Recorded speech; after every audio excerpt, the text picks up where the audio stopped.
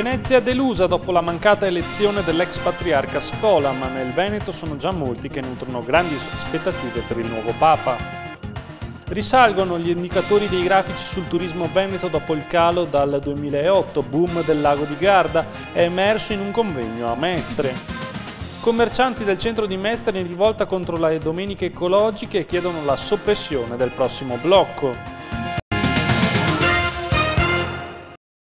Ben ritrovati dalla redazione del TG di Televenezia. Tantissime le reazioni nel Veneto e a Venezia dopo l'elezione del Papa argentino. Delusione fra i veneziani per la mancata elezione dell'ex patriarca di Venezia Angelo Scola, ma Francesco I ha riscosso subito molte simpatie in tutta la regione. Il patriarca Francesco Moraglia e i vescovi del Triveneto hanno espresso a nome di tutto il patriarcato profondo affetto filiale e piena collaborazione e comunione, mentre il direttore di Gente Veneta, Sandro Vigani, ha detto che Bergoglio gli ricorda Albino Luciani, un uomo buono e semplice. Il vescovo di Vittorio Veneto, Corrado Pizziolo, ha aggiunto che la scelta storica di un papa proveniente dall'America Latina è un bene per tutta la Chiesa, nel senso che mostra la sua universalità. E infine il presidente della comunità veneta in Argentina, che conta 200.000 persone, Mariano Gazzola, ha detto di lui è un uomo molto umile che preferisce frequentare le favelas piuttosto che i palazzi e dice sempre quello che pensa, anche sui matrimoni gay. E ora i commenti dei veneziani. Cosa ne pensa del nuovo pontefice? Tutto bene, mi sembra un bravo Papa e speriamo che sia, come ha detto lui, per i poveri e per tutto. Beh, insomma, si vedrà, è un po' difficile dire da subito, poi dipende se uno ha molta fede e pensa allo Spirito Santo. Mi è sembrata una persona molto semplice e molto in difficoltà, come sarebbe stata una persona qualunque. Si aspettava la fumata bianca così presto? Sì. Sì, decisamente sì. Pensavo così sempre questo. Non così presto, ne sono stato davvero felice. Spero che faccia bene. No, forse no. E del fatto che abbia scelto Francesco come nome? Quello mi fa piacere perché è una novità anche quella. Francesco I vuol dire che nessun fino adesso è chiamato Francesco, pertanto va bene anche ai frati francescani. Che lui si è in mezzo alla gente della povertà, in Brasile e in Argentina c'è tanta gente povera e lui non vuole stare dentro chiuso nel muro, quando ho sentito vuole andare in mezzo ai poveri e vuol dire che ha scelto un nome giusto. Bene, ho piacere, perché è sulla povertà. Cosa ne pensa del fatto che abbia scelto Francesco come nome? Non gli ho dato tutta l'importanza che hanno dato le televisioni. Sì, la prospettiva diciamo è positiva. Più che positiva, da buon sangue italiano che ha, spero che aiuti tanto la gente povera. Spero che sia almeno buono come gli altri, se non migliore. Speriamo che faccia bene nel mondo, che riunisca questa fede, visto che non sappiamo come va. Intanto la Chiesa ha mostrato di essere meglio dei nostri politici, che già è una gran bella roba. Ragazzi, è bravissimo sto qua. Ragazzi, è un papa sto qua che ne rivoluziona il mondo.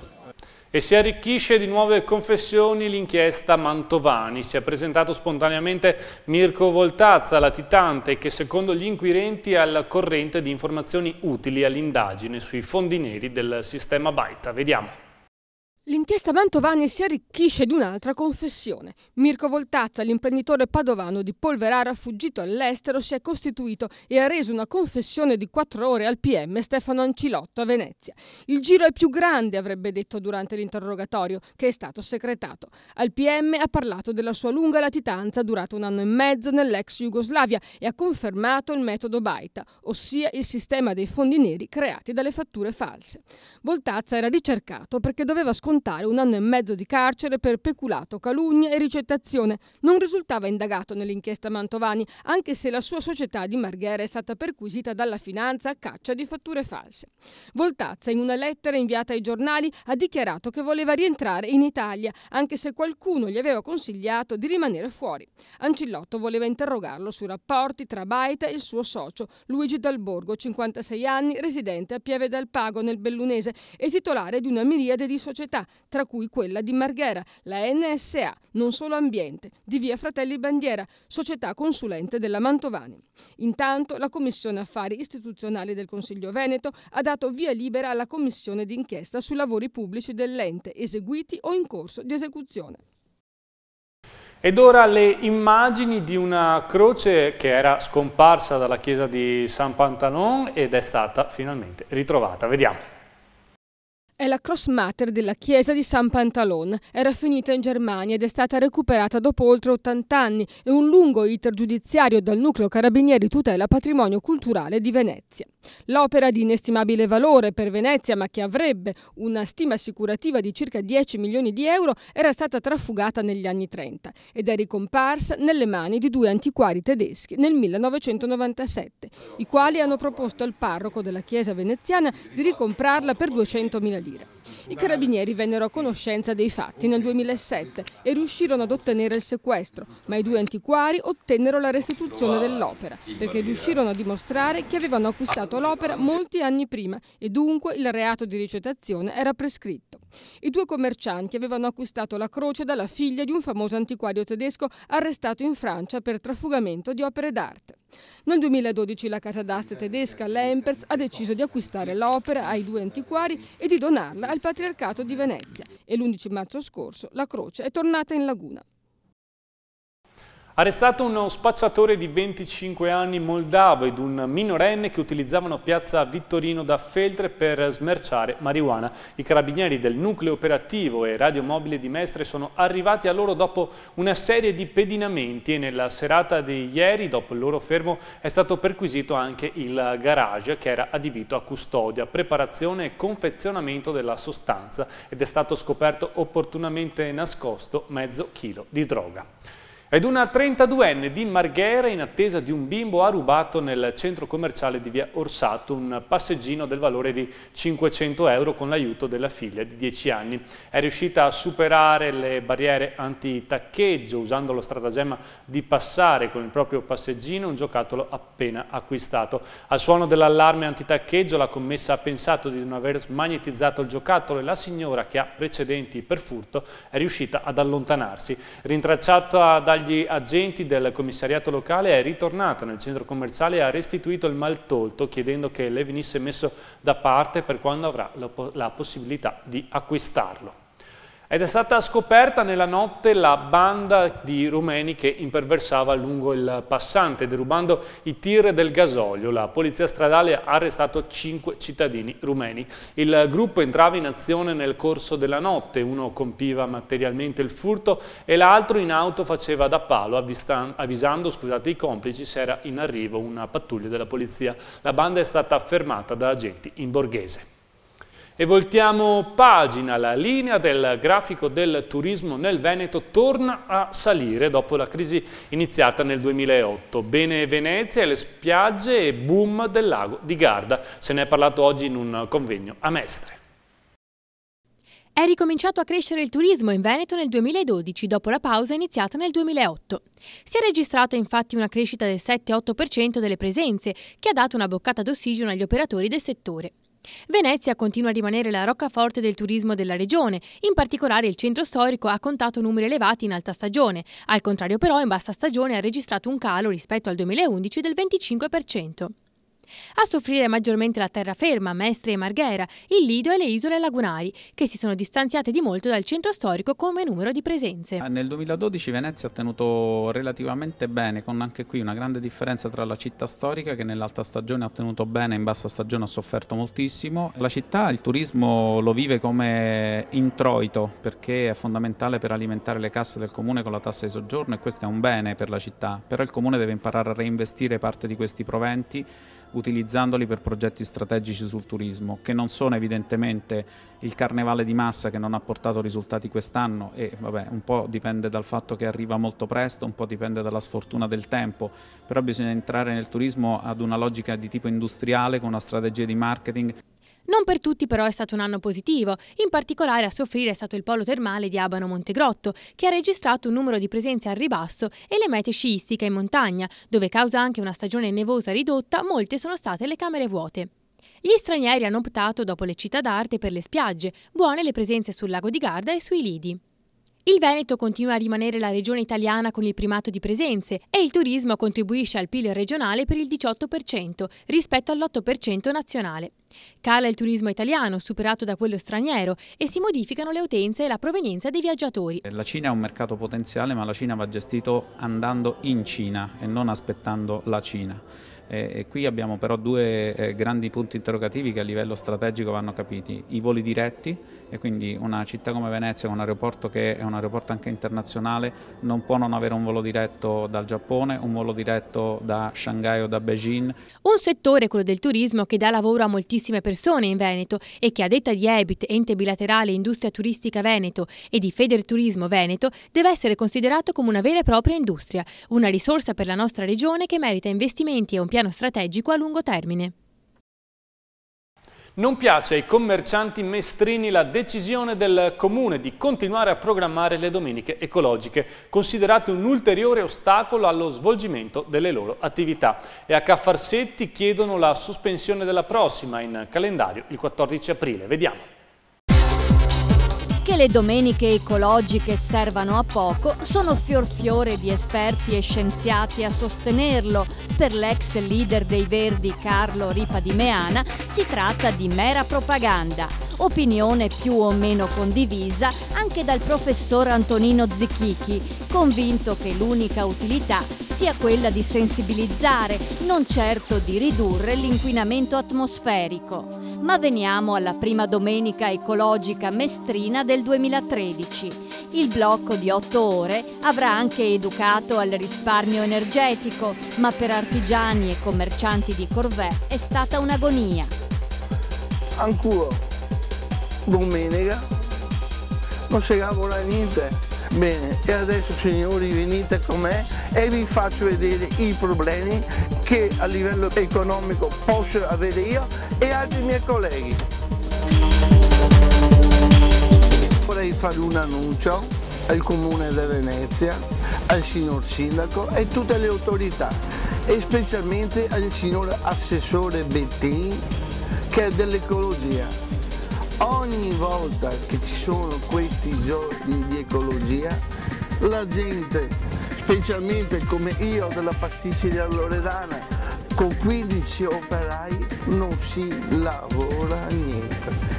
La gente dalle 10 alle 18 sul transito che avete fatto voi sulla mappa che vi mostro è gli arresti domiciliari. Ecco qua, signor Sindaco, signor Assessore, mi creda, noi siamo stanchi, siamo artigiani, vogliamo lavorare, vogliamo produrre, vogliamo che i dipendenti vadano a casa con un stipendio. Dopo un massacro, diciamo, di problemi economici, anche la giornata ecologica è vergognoso, mi vergogno. Io personalmente con quel furgoncino là devo venire a fare dalle ore 10 alle ore 18 le consegne in questa maniera, ma voi che siete là, tranquilli, beati, sereni, per amor di Dio, state facendo il vostro lavoro, però non è giusto, signor Assessore. Io sono qua per fare il baccano, perché ho delle responsabilità,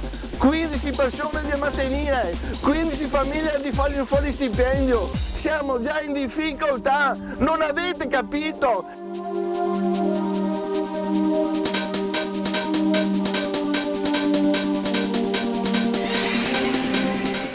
404 veicoli fermati e 126 automobilisti multati, con sanzioni da 84 euro l'una. Anche se lo smog resta tale e quale, il comune racimola qualche spicciolo. Non per niente le domeniche ecologiche vanno avanti. La prossima è fissata per il 14 aprile e riguarderà anche il centro storico veneziano. Sarà vietata la circolazione delle barche a motore, ma sul canale della Giudecca le navi da crociera, quelle continueranno a passare.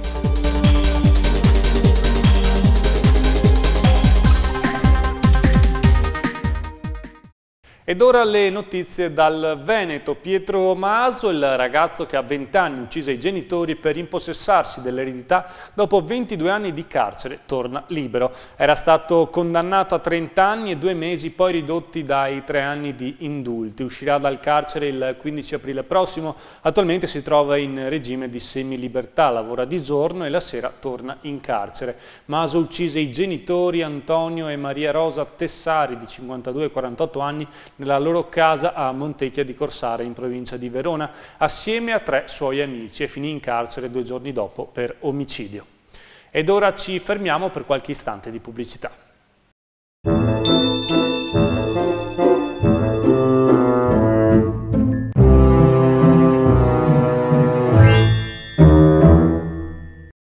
Franco Oro Più. Il tuo oro, il tuo argento e il tuo platino pagati subito in contanti alla massima valutazione di mercato.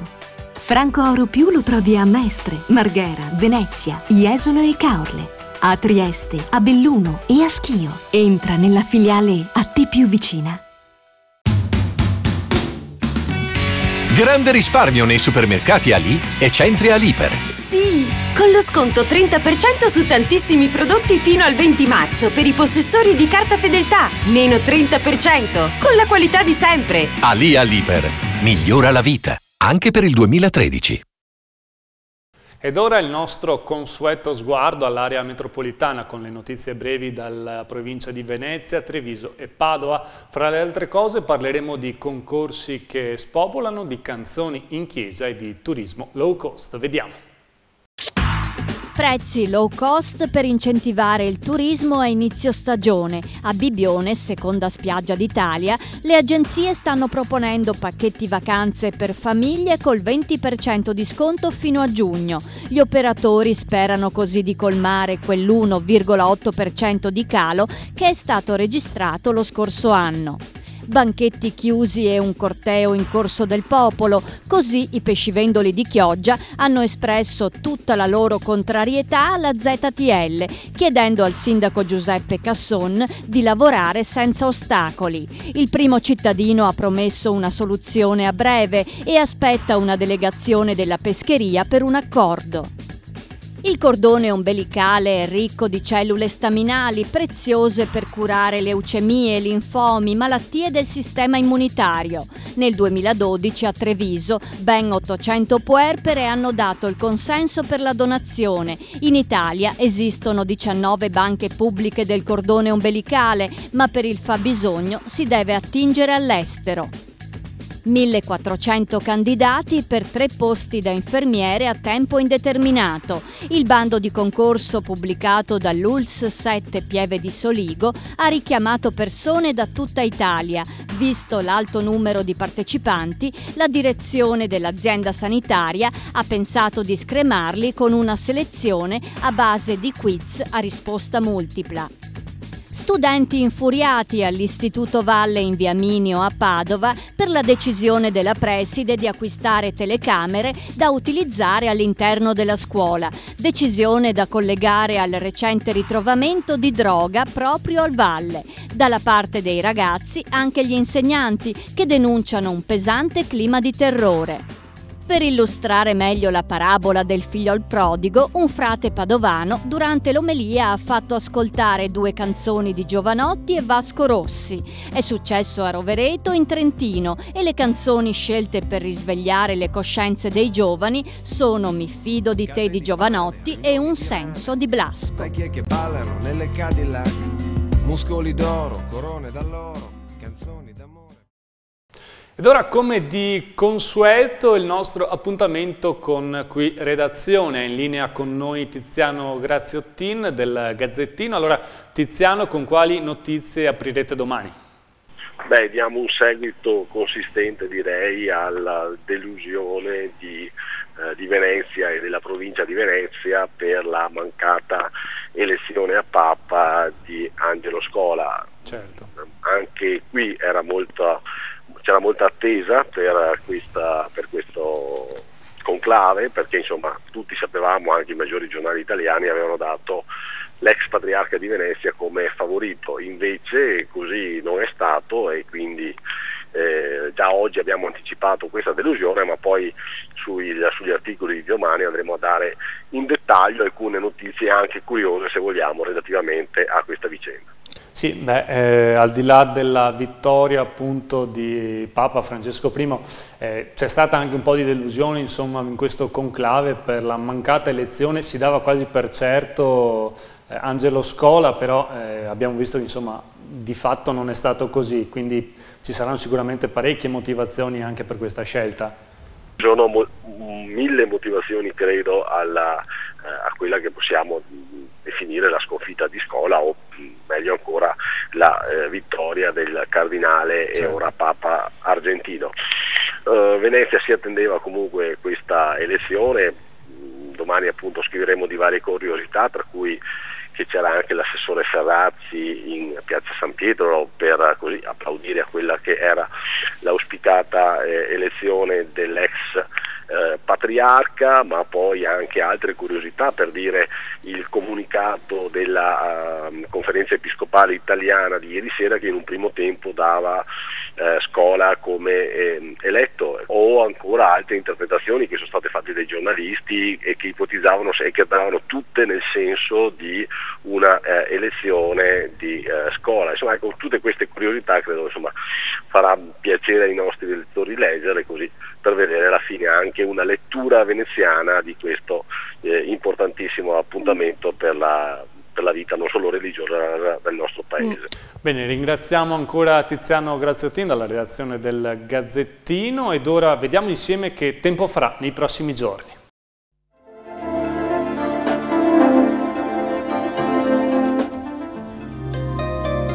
Tempo instabile e a tratti perturbato, le piogge non sono ancora finite. Venerdì 15 marzo, poco nuvoloso senza precipitazioni, massime stazionarie e minime in abbassamento prossime allo zero, probabili gelate notturne. Sabato 16 marzo, cielo sereno o poco nuvoloso, non piove, minime in sensibile calo sotto zero, massime stabili intorno agli 8 gradi, gelate nelle ore più fredde. Domenica 17 marzo, nubi sparse e debole pioggia a partire dal pomeriggio, livelli termici in risalita compresi fra 2 e 9 gradi.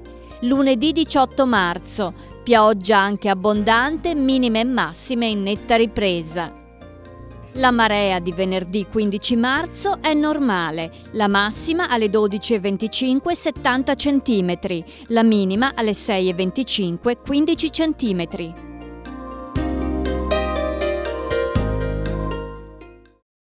Salutiamo i 500.000 amici che ogni giorno seguono il nostro TG. Vi diamo appuntamento, come di consueto, alle edizioni delle 6:30, 7:30, mentre per l'informazione serale gli appuntamenti sono alle 19, alle 20:30 e alle 23. Arrivederci dalla redazione del TG di Televenezia.